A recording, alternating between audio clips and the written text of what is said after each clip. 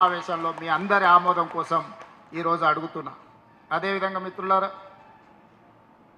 సమస్యలు, సంక్షోభము, పోరాటాలు మీ అందరి కృషితోని తెలంగాణ రాష్ట్రంలో ప్రజాపాలన ఇందిరమ్మ రాజ్యాన్ని మనం తెచ్చుకున్నాం. 2 సంవత్సరాలు పూర్తి చేసుకున్న సంబరాలను మనం జరుపుకోబోతున్నాం. ఈ ప్రభుత్వం వచ్చి సంక్షోభంలో ఉన్న రాష్ట్రాన్ని ఈరోజు సంక్షేమం వైపు నడిపించడమే కాకుండా అభివృద్ధి ప్రణాళికలను రచించుకొని 2 సంవత్సరాల సంబరాలను మనం జరుపుకుంటున్న సందర్భంగా నూతనంగా వార్డు మెంబర్లు, సర్పంచులు రాబోతున్న సందర్భంలో మీకు జిల్లా కాంగ్రెస్ పార్టీ అధ్యక్ష పదవి దక్కడం అనేది కాంగ్రెస్ పార్టీ ఇచ్చిన గొప్ప అవకాశము. ఇది మీ అందరినీ మనస్ఫూర్తిగా నేను అభినందిస్తున్నా. ఈనాడు మేము మనమందరం కలిసి ప్రభుత్వం అమలు చేస్తున్న సంక్షేమ పథకాలను ప్రతి ఇంటికి చేర్చాలి. ప్రభుత్వం రచిస్తున్న అభివృద్ధి ప్రణాళికలను ప్రతి వేదిక మీద మనము చర్చకు పెట్టాలి. ఈరోజు సంక్షేమానికి సంబంధిస్తే రేషన్ కార్డులు కావచ్చు, సన్న బియ్యం కావచ్చు, ఇందిరమ్మ ఇండ్లు కావచ్చు, 200 యూనిట్లు ఉచిత కరెంటు కావచ్చు, రైతు రుణమాఫీ కావచ్చు, రైతు భరోసా కావచ్చు, 65,000 ప్రభుత్వ ఉద్యోగ నియామకాలు కావచ్చు, 500 రూపాయల సిలిండర్ కావచ్చు. అదేవిధంగా ఈరోజు రాష్ట్రంలో ఏ పథకం తీసుకున్నా నిన్నగాక మొన్న మొదలుపెట్టిన ఇందిరమ్మ చీరలు కావచ్చు. ఇందిరమ్మ చీరలకు సంబంధించి ఓ అక్క నాకు ఒక మంచి మాట చెప్పింది. అందులో చాలా లాజిక్ నాకు కనిపించింది. మీరందరూ కూడా ఆ విషయం మీద దృష్టి పెట్టాలి.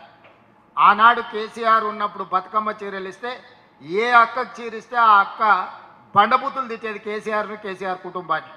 ఇంత పనికిమాలిన చీరలు మాకిస్తారా, వాళ్ళు ఇట్లా కట్టుకుంటారా, ఇవి తీసుకెళ్ళి చైన్ల కాడ కాపలాగా పిట్టలు రాకుండా కట్టుకుంటున్నాం, ఇంత పనికిమాలిన చీరిస్తారని ఎంతమందికి కేసీఆర్ బతుకమ్మ చీరలు ఇస్తే అంతమంది కేసీఆర్కు శాపనార్థాలు పెట్టారు. ఇప్పుడు మనం ఇందిరమ్మ చీరలు ఇచ్చినాం. 90% పైగా చీరలు అందినే, 10% రాలేదు. వచ్చిన వాళ్ళంతా సంతోషంగా ఉన్నారు, ఇంటికాడ పోయి చీర కట్టుకొని పండుగ చేసుకున్నారు.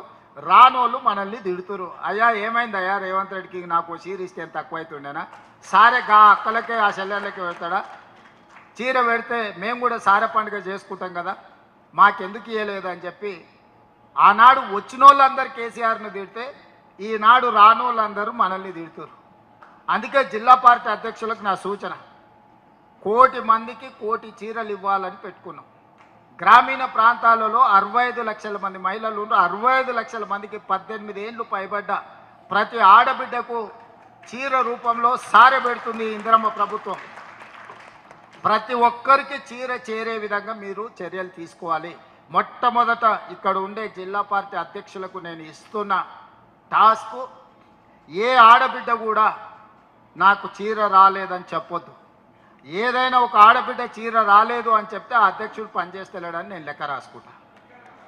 మీ అధ్యక్షుల కొత్తగా వచ్చిన వాళ్ళకు ఇదే నేను ఇచ్చే జిమ్మెదారి. ప్రతి ఆడబిడ్డకు చీర లేరిందా లేదా ఊరు వారిగా లెక్కలు తీసుకోవాలి. వార్డుకి ఇప్పుడు నీకు వార్డు మెంబర్లు వస్తారు, గ్రామాలలో సర్పంచులు వచ్చారు. సమన్వయం చేసుకుంటే ప్రతి ఆడబిడ్డకు స్టాక్ ఉంది. ఇప్పుడు గ్రామీణ ప్రాంతాలలో మార్చి అంతర్జాతీయ మహిళా దినోత్సవానికి మున్సిపాలిటీలలో 35 లక్షల చీరలు ఇస్తున్నాం. గ్రామీణ ప్రాంతాలలో 65 లక్షలు ఇప్పుడు రెడీగా ఉన్నాయి. డిసెంబర్ 9 లోపునే పూర్తి చేయాలనుకున్నాం, పూర్తి కాలేదు. ఇప్పుడు మీరు ఇది పూర్తి చేసుకోవాలి డిసెంబర్ నెలలో. డిసెంబర్ నెలలో ఈ చీరలన్నీ 65 లక్షల గ్రామీణ ప్రాంతాలలో ఉండే ఆడబిడ్డలకు 65 లక్షలు చీరలు చేర్పించాలి. ఈ చేర్పించే బాధ్యత జిల్లా పార్టీ అధ్యక్షులదే. మిగిలిన 35 లక్షల ఆడబిడ్డలకు పట్టణ ప్రాంతాలలో నివసిస్తున్న వాళ్లకు మార్చి నెలలో చీరలు తయారు కాకపోవడం వల్ల 8 నెలలు ఉత్పత్తి చేసే సంస్థలకు ఇస్తే 65 లక్షల చీరలు ఇచ్చారు మనకు. ఇంకో 3 నెలల 35 లక్షల చీరలు ఇస్తామన్నారు. ఫిబ్రవరి ఆఖరికి మార్చి ఫస్ట్ వీక్లో మనకు చీరలు వస్తాయి. మార్చి నెలలో మిగిలిన ఆడబిడ్డలకు పట్టణ ప్రాంతాలలో 35 లక్షల చీరలు ఇస్తాం. 1,00,00,000 మంది ఆడబిడ్డలకు 1,00,00,000 చీరలు ఇవ్వడమే కాకుండా 1,00,00,000 మంది ఆడబిడ్డలను కోటీశ్వరులను చేయాలని ప్రభుత్వం లక్ష్యంగా పనిచేస్తుంది. దానికి మీరు అందరూ కూడా కష్టపడాల్సిన అవసరం ఉన్నది. ఈరోజు ప్రభుత్వం అమలు చేస్తున్న సంక్షేమ పథకాలను ఊర్లల్లో చెట్టు కింద చర్చ పెట్టుర్రి. పెళ్ళికి పోయినా, చావుకు పోయినా, దావత్కు పోయినా, కళ్ళు కాంపౌండ్ దగ్గరికి పోయినా ఆనాడు ఎట్లుండే ఈనాడు ఎట్లుంది అనేది, ఎవరు పాలైంది తెలంగాణ, ఎవరు పరిపాలన చేస్తున్నారు తెలంగాణ అనే చర్చకు తెర లేపండి. 2 సంవత్సరాలల్లో మన మార్పు పరిపాలనను మనం అందించినాం. మనకు అప్పజెప్పిన మనం ఆయనకు 2014 నాడు అప్పజెప్పినప్పుడు 16,000 కోట్ల రూపాయల మిగులు బడ్జెట్తో మనం అప్పజెప్పినాం. తిరిగి 10 ఏళ్ళలో ఆయన మనకు అప్పజెప్పేటప్పుడు 8,11,000 కోట్ల రూపాయల అప్పుతో మనకు అప్పజెప్పినాం.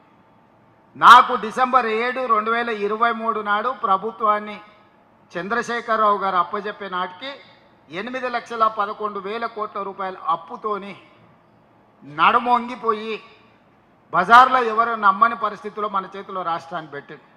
ఒక సంక్షోభానికి లోనైన రాష్ట్రాన్ని మన చేతిలో పెడితే సంక్షోభ రాష్ట్రాన్ని సరిదిద్దుకుంటూ సంక్షేమ పథకాలను ఆనాడు ఉన్నట్టువే కాకుండా ఈనాడు కొత్తగా మనము 6 గ్యారంటీల రూపంలో ఇచ్చిన పథకాలను కూడా అమలు చేసుకుంటూ 65,000 ప్రభుత్వ ఉద్యోగ ఖాళీలను మొదటి సంవత్సరంలోనే భర్తీ చేసి అన్ని రకాలుగా సంక్షేమ పథకాలను అమలు చేసుకుంటూ మన 6 గ్యారంటీలను అమలు చేసుకుంటూ ఈరోజు ముందుకు నడిపిస్తున్నాం.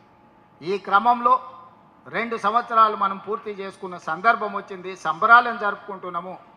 ఉన్న ప్రభుత్వాన్ని నడపడమే కాదు, 2034కి $1 ట్రిలియన్ ఎకానమీగా, 2047 100 సంవత్సరాల స్వతంత్ర ఉత్సవాలు జరుపుకునే టైంకి $3 ట్రిలియన్ ఎకానమీగా తెలంగాణ రాష్ట్రాన్ని అభివృద్ధి చేయాలని ఈరోజు ప్రణాళికలు చేసుకున్నాం. డిసెంబర్ 1 నుంచి డిసెంబర్ 13 వరకు కార్యాచరణ తీసుకొని మనం తిరుగుతున్నాం. నిన్న ఉమ్మడి మహబూబ్ నగర్ జిల్లాకి వెళ్ళినాం, ఈరోజు ఖమ్మం జిల్లాకి వెళ్తున్నాం. ఇట్లా 6 ఉమ్మడి జిల్లాలకు 6 తారీఖు వరకు వివిధ జిల్లాలకు ఒక్కొక్క జిల్లాకు ఒక్కొక్క రోజు సమయాన్ని ఇచ్చి ఈ అభివృద్ధి కార్యక్రమాలను, సంక్షేమ కార్యక్రమాలను ప్రజలకు వివరించడానికి 2 సంవత్సరాల సంబరాలను జిల్లాలలో జరుపుకోవడానికి కార్యాచరణ తీసుకున్నాం. 7 తారీఖు నాడు తెలంగాణ ఉద్యమానికి వేదికైన, తెలంగాణ ఉద్యమానికి ఊపిరి ఇచ్చిన ఉస్మానియా యూనివర్సిటీకి 7 తారీఖు నాడు మనం వెళ్తున్నాం. ఆ యూనివర్సిటీ 100 సంవత్సరాల పైగా చరిత్ర ఉన్న యూనివర్సిటీ. గొప్ప గొప్ప మేధావులను పివి నరసింహారావు గారి నుంచి మొదలు పెడితే జైపాల్ రెడ్డి గారి వరకు, కేశవరావు గారి వరకు ఉద్దండులను అందించిన ఉస్మానియా యూనివర్సిటీని చంద్రశేఖరరావు గారు కాలగర్భంలో కప్పేయాలని చూసిండు. అందుకే నేను